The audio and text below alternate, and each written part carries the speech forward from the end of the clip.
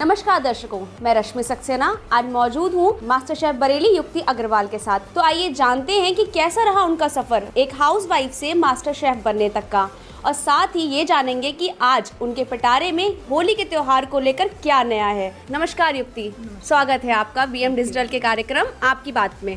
Thank तो you so ma'am much. ये बताइए कि आज क्या है नया। आज मैं आपको जो स्नैक्स हमारे होली पर बनते हैं, इतने सारे पकवान बनते हैं, उनको आपको किस तरह से अपनी टेबल पर सेट करना है, किस तरह से आप अपनी पार्टी के दौरान उन्हें सेट कर सकते हो, वो मैं आपको तरीका बताने वाली हूँ।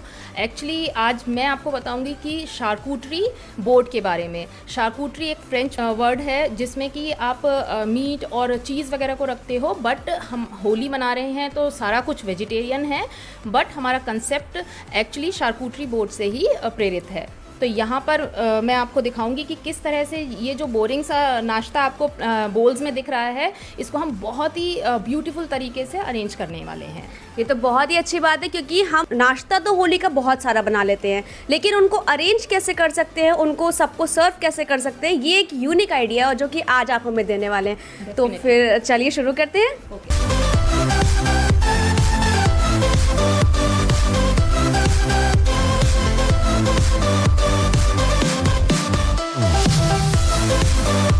इंटरेस्ट कब आया किचन में नई नई रेसिपीज बनाने का, चीज़ें एक्सपेरिमेंट करने का? एक्चुअली नॉर्मल लड़कियों की तरह मुझे भी बहुत ज़्यादा किचन का नहीं आता था, और जब मेरी शादी हुई तो मेरे हस्बैंड को अच्छे खाने का और मतलब अच्छे से अरेंज किए हुए खाने का एक्चुअली बहुत शौक था।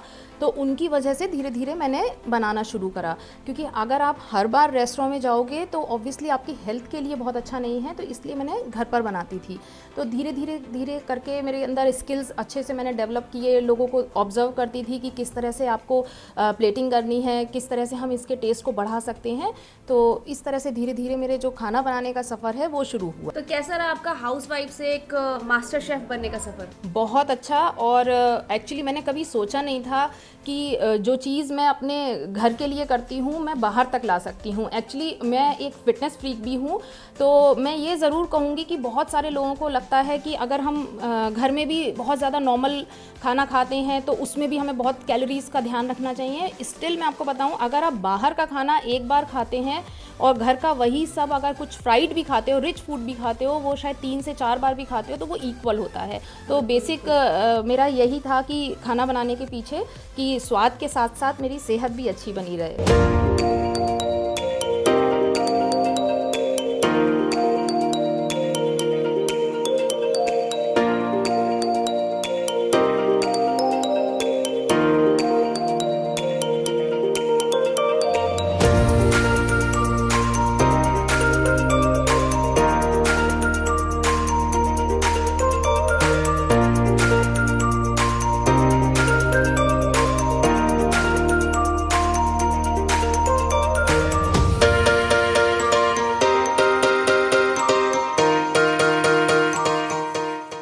ये आइडिया कैसे आया कि मतलब YouTube पे चैनल बनाएं और फिर उसको फ्लोट करें, अपनी वीडियोस को दूसरों तक पहुंचाएं?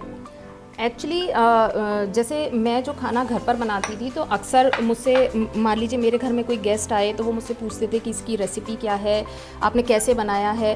तो कहीं ना कहीं मैं वहीं से इंस्पायर्ड थी कि अगर मैं सबको इंडिविजुअली बता रही हूँ तो उससे कहीं बेहतर है कि मैं यूट्यूब पर अपलोड करूँ और उन्हें जब भी रेसिपी बनानी हो वो देखें मेरी वीडियोज़ और बना लें। और एक्चुअली मुझे फीडबैक भी यही मिलता है कि अब हमारा खाना बनाना बहुत आसान हो गया है कि तुम्हारी वीडियो हम ऑन करते हैं और हमारा खाना डन हो जाता है। मतलब सारे लोग बोलते हैं। अभी रिसेंटली मुझे किसी ने बोला कि उन्होंने पनीर की रेसिपी एक मेरी वीडियो देख के ट्राई की थी, तो वो ये बोले कि उनके गेस्ट ये बोल रहे थे, बोले ऐसी सब्जी घर पर भी बनती है।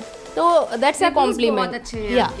तो मैं पूरी एक्चुअली कोशिश ये करती हूँ कि जो मेरी वीडियोज़ में आपको रेसिपीज़ दिख रही हैं, जो मैं आपको बता रही हूँ, जब मैं बना रही हूँ तो जैसी बन रही है वैसे ही सेम आपकी भी बने। बशर्ते मैं उसमें बार बार बोलती हूँ कि थोड़ा बहुत आप भले ही चेंज कर सकते हैं इंग्रेडिएंट्स को, पर ज़्यादा ना करें, क्योंकि अगर आप ज़्यादा करेंगे तो ऑब्वियसली फिर रिजल्ट्स हमारे चेंज आने वाले हैं।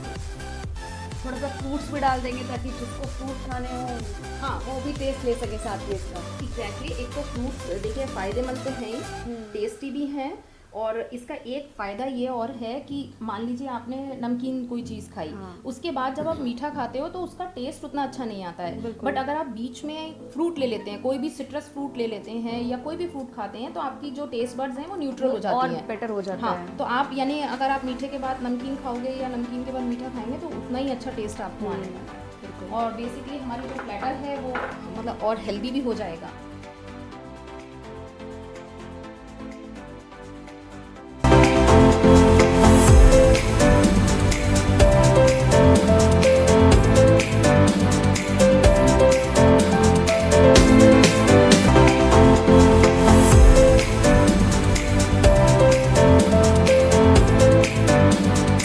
वेरी ऑसम, बहुत इजी है यहाँ से लोगों को अपनी चीज़ें जो उनकी टेस्ट की हैं यहाँ से रिसीव करके उन्हें आराम से खाना। हमें किसी को देने की, अलग अलग इंडिविजुअली देने की टेंशन नहीं है।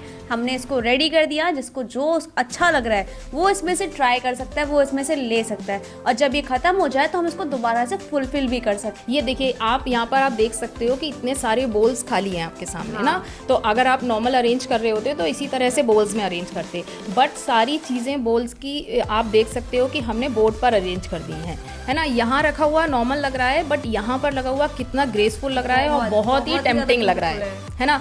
और जो भी आएगा आपके घर में ना डेफिनेटली इसको ज़रूर देखने वाला है, और आई एम श्योर कि जो आएगा ना उसको खाने से पहले वो पिक्चर ज़रूर क्लिक करेगा।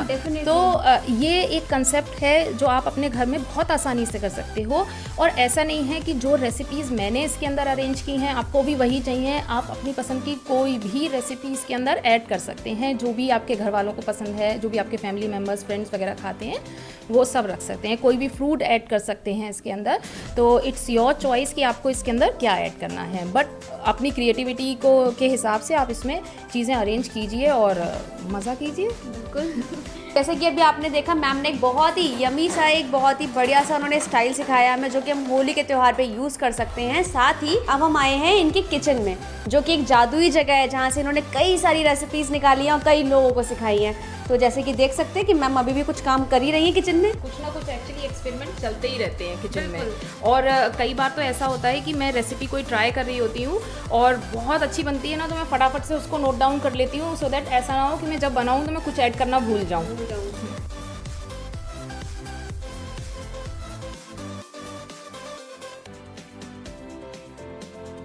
तो ये है वो ट्रॉफी मास्टर शेफ बरेली की, जो कि युक्ति अग्रवाल मैम ने ली थी। कैसा लगता है आपको मैम मास्टर शेफ बरेली बन के? मुझे बहुत अच्छा लगा और मेरे लिए बहुत नया एक्सपीरियंस था। आप बहुत अच्छे से अपने घर में भी सब चीज़ें अरेंज करते हो, बट जब आपको पता होता है कि आपको इतने सारे लोगों के साथ में कम्पीट करना है, साथ ही आपको जज करने के लिए भी स्पेशलाइज्ड लोग आ रहे हैं, तो आप और ज़्यादा मेहनत करते हो और अच्छे से प्लेटिंग करते हो, रेसिपीज़ में ध्यान रखते हो। तो नेक्स्ट टाइम भी जब होगा तो डेफ़िनेटली मैं ट्राई करने वाली हूँ। और जिन लोगों को भी खाना बनाना पसंद है वो मैं तो उनसे यही कहूँगी कि सारे लोग आएँ, ट्राई करें, क्योंकि बहुत सारी चीज़ें हमें सीखने को मिलती हैं। क्योंकि कि अगर आपको लगता है कि आप आए और आपने रेसिपीज़ जस्ट डाली और आपका काम ख़त्म हो जाता है, तो ऐसा नहीं है, बहुत मेहनत लगती है। जैसे आप और काम करते हो आपको मेहनत पड़ती है, इसमें भी बहुत ज़्यादा मेहनत है। क्योंकि मैं रेसिपीज़ बनाती हूँ, उसके बाद में एडिटिंग करती हूँ, अपलोड करती हूँ, तो मतलब मैं जो हूँ वन मैन आर्मी हूँ एक्चुअली। तो पूरी तैयारी के साथ इस फील्ड में आए और डेफिनेटली जब जीत मिलनी होगी, जब आपकी वीडियोस वायरल होनी होंगी तो वो होंगी, बट हमें अपनी मेहनत पूरी देनी है।